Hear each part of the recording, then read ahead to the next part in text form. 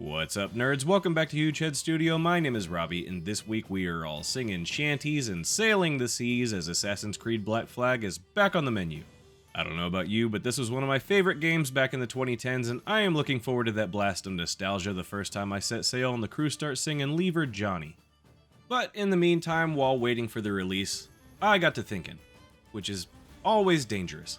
I started thinking about all things pirates, which of course led me to Pirates of the Caribbean, and I started to wonder, what if Edward Kenway, the legendary pirate assassin from Black Flag, stumbled across the Aztec gold that cursed the crew of the Black Pearl?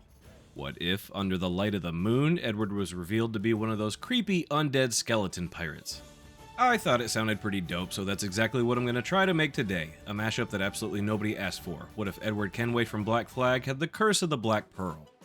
So to get started, I built the Armature Wire skeleton like I always do, but this time the skeleton has to do a little more heavy lifting because the sculpt itself is also a skeleton.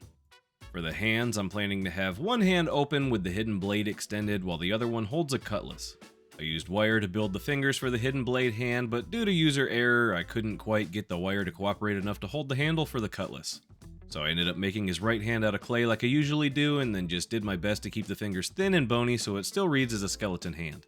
Though I still left the webbing between the thumb and the index finger because in Pirates of the Caribbean, the cursed crew of the Black Pearl aren't just your standard science class skeletons. They still have scraps of flesh and dried tendons and little bits of themselves clinging to the bones, which gives them a much more believable and significantly creepier look. But once the hands were finished, I got to work building up his pants. I wasn't really sure how deep the moonlight is supposed to reveal the cursed pirates. Like, does it only strip away the exposed flesh, or does it somehow show the skeleton right through the clothes? But in the end, I decided I didn't want this version of Edward looking like one of the skeletons from Coco, so I kept some of his musculature underneath the clothing to fill out his silhouette. I did, however, cut a hole into his shirt to create an opportunity to show off a bit more of the skeleton form, and then added a few more ribs to the hole because I'm fairly certain the human base model comes with more than 3 ribs, at least most of the time. I carved some wrinkles into the pants to make them look like, well, pants, while also trying to add a sense of movement to the pose. Then I added a few rolls of clay around the calves and blended them in to make the fabric look like it was bunched up above his boots. I finished off the pants by adding some frayed fabric around the tear of the knee before moving on to the boots. For the shoes on this project, I'm continuing my ongoing quest to learn how to sculpt feet that actually look like feet, not just the weird sausage-toed hobbit things that I usually end up with, like in my Dungeon Crawler Carl sculpt. But for this one I had an idea that should have been obvious to break the boot down to its basic shapes, a simple block for the sole and a wedge for the foot. I then rounded and blended those forms together before carving back into them to find the shape of the boot. And it actually worked out pretty well, so that's a win, and it just goes to show that practice actually does in fact make mediocre. Once I finished the boots, I moved on to adding this thing. I don't really know what this thing is called, but it kind of reminds me of Hey Arnold and how his shirt tails hang down to his knees. Anyway, the one thing I realized while looking up reference for this sculpt is that assassins wear a lot of stuff. I had to find a cosplay guide just to get a good look at all the layers, and it's definitely way more layers than I'd want to wear sailing around the Caribbean. Just all those layers plus the humidity, it sounds like a nightmare. After making his sleeves and tearing one off to show more of the bones, I added the bracers for his hidden blades, which are probably my least favorite element of this project, which is just wonderful as it's the assassin's most iconic weapon. They're just a little too fat and clunky, so they look cartoony compared to the rest of the sculpt. The idea was to use my pasta maker and create the form out of rolls of clay, but the pasta maker only rolls it out so thin, so it probably would have been smarter to build the bracers from a single blob of clay and then carve away to find the form like I did with the shoes, so lesson learned, and we'll file that away for the next project. In the meantime, I kept building up his clothing layer by layer, from the leather armor on his arms to yet another coat. If he wasn't a skeleton, this would probably just be a sealed environment of sweat. You can only imagine the smell of the crew below deck on a pirate ship. Like salt and sea spray and rum and man stank. Moving on, following my Edward Kenway cosplay guide as well as I can, I layered the waistcoat over the linen shirt and then added some details to make it recognizable as the coat from the Legacy outfit that Edward took off the assassin before tearing another hole into the side so them ribs can peek out into the moonlight. I then flattened a strip of clay and tried to roll it up off camera to make the sash he wears around his waist, but that didn't work out as well as I'd hoped, so instead I just attached it to his waist with the help of some Sculpey glue, also known as bacon bond, and then scored in the wrinkles and folds with my ball stylus, just like I did for the wrinkles on his pants and sleeves. Next, I rolled out another strip of flat clay to build up the rest of his light leather armor using Super Sculpey to ensure the finish reads harder and more defined than the softer Sculpey 3 I used for the rest of the sculpt. I again tore away the leather as needed to free the ribs and then added a few belts. I don't know what my lore is for the exposed ribs other than I simply thought it would look cool. The ribs aren't broken or anything, so it can't be from a cannonball gut shot, so maybe he got chomped by a shark or a gator or something on one of his swimming missions. I don't know, who knows, Bob Ross it and make up your own story. But we're getting close with the body, but I need to add the hood before I can add the pistol belt, which means it's time to get started on the head. I went back and forth with a few ideas on this one, trying to decide if I should add any normal human elements to the face or just go full-blown skeleton face. I like the idea of leaving parts in shadow as a normal face, like when Captain Barbossa walked out into the moonlight for the first time in Curse of the Black Pearl, but ultimately I decided a full skeleton face would probably fit better with the rest of the sculpt. So I started by making just a standard skull, focusing primarily on the face as the rest will be covered by his hood. If you've watched any of my other videos, you've probably heard me explain this before, but I tend to use Super Sculpey for this stage because it's easier to achieve a smooth finish with the firmer clay. It just doesn't pick up imperfections on the surface like fingerprints or tool marks as easily as the softer clays.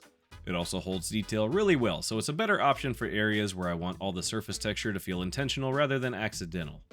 While it provides more control, the downside is it can be difficult to knead and softer in larger quantities, which is not the end of the world, but my carpal tunnel does send occasional feedback, which is why I tend to use softer clays for larger areas or for sections where I want to be able to move and blend the material more easily.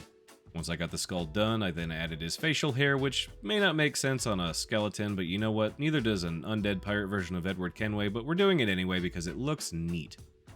After that, I slapped the head back on the body and tried to make a hood out of a softer clay, but it was droopy. So I redid it with Super Sculpey, which may not have a soft fabric look like the Sculpey 3, but it does hold its shape better. I then added his pistol belt so I could get started on making his tiny little pistols. I used a dowel rod to make the barrel and then glued and blended on a bit of clay for the wooden handle, and then I carved away at the clay to shape the handle, and then after baking I sanded it all smooth to blend the seam between the dowel and the clay. I used a bit of wire to make the hammer and the other little details, and then repeated the process one more time to make the other pistol. Finally, I drilled a hole into the chest of the sculpture and then attached the pistols with pieces of wire and a bit of Sculpey glue before adding the holsters, and with that we are ready to paint. I kicked it off with a classic gray base coat over the entire sculpture and then decided to get started with all of the exposed skeleton parts with a black wash to fill in all of the grooves and push the contrast and try to make the features feel more gaunt and skeletal. I followed that with another wash of a pale flesh color before adding a brown wash to create another underlayer that will show through the finished product here and there to maybe imply old bits of flesh or rot or whatever. I added some reds for the same purpose before coming back in with a less diluted layer of that pale flesh bone color, which I applied thick on the solid areas like the brows and the top of the nose, but dabbed it on sparingly in areas where I want the rot to show, like on the cheeks and around the eyes. After that, I used the same steps on all the other exposed areas of bone, like the hands and the knee and the ribs, applying the brown and red underlayers of rot before topping them off with the bone color. I then painted the facial hair with a few layers of a dirty blonde before moving on to the eyes with a layer of pure white so that they stand out from the bone color on the rest of the face. I gave his irises a nice and bright coat of blue and then finished off the face by dabbing on some tiny black pupils and then removed the sculpt from the base to allow easy access to his pants. Which of course means I immediately broke off one of the coattail things with my fat sausage fingers. But no worries, as I now keep a tube of super glue nearby since I managed to break these things off on every single project. I started off the pants and sleeves and hood with a base coat of this light linen color and then detailed the shadows with a few different values of brown. I pushed the highlights a little further with a whiter hue of the linen color and then broke up the flat color of the hood with a bit of wet blending, which means I dabbed on some browns over a wet layer of the linen color and then blended them together with a mop brush. I did the same with some white on the high points, again to bring out the highlights, and then added a layer of navy to his Hey Arnold shirt tail things. I added some white stripes to the tails because that's the way they look in the reference photos, and then I ripped the guns back off the chest to allow easier access to the coat, which I painted in this bluish seawater color. The bulk of the coat is in this blue, but it has a big off-white stripe down the center, very similar to the color of the pants and the sleeves, so at least it's consistent. That is until you get to the super bright red sash, because nothing says stealth mission like a bright red ribbon around the center of your character. I gave it a base coat of crimson and then pushed the lows and highs by mixing in some browns for the shadows and pinkish reds for the highlights. After that, I applied a brown base coat for all the leather pieces, allowing the coats to be thin and loose, as the imperfections in multiple thin loose layers will help it read as old cracked leather. I also varied the browns a bit so that the different leather pieces look like they came from different sources, using warmer, redder browns on the body armor and darker, richer browns in the bracers and upper arms. I then got a bit more painterly with it to make the highs and lows of the pieces pop and to push the imperfections of the leather, again to make it look old and cracked as you'd expect from a character who's constantly in and out of salt water. Next I painted a brown base coat on all the pistols and then used a slightly darker and richer brown to add some wood grain. Then I gave all the metal elements a layer of black so that my metallic gold and silver paints would pop.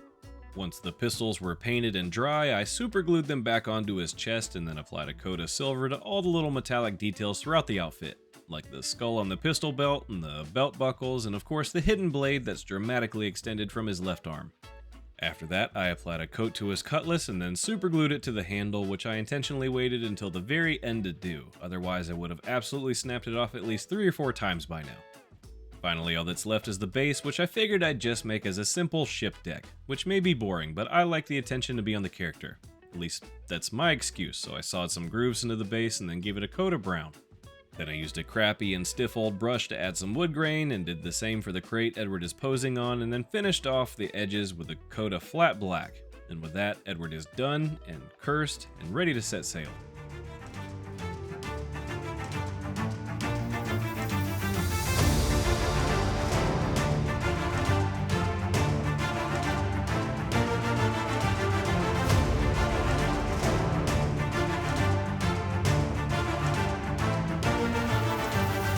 Well, there it is, yet another mashup nobody asked for but got anyway, so I hope you enjoyed it. If you did, do me a favor and give the video a like and subscribe to the channel if you want to see what we make next. I'm thinking we stick with the ocean vibe and do a certain little square-shaped sponge. But that is all for now, so as always, I appreciate you watching, and I will see you on the next one.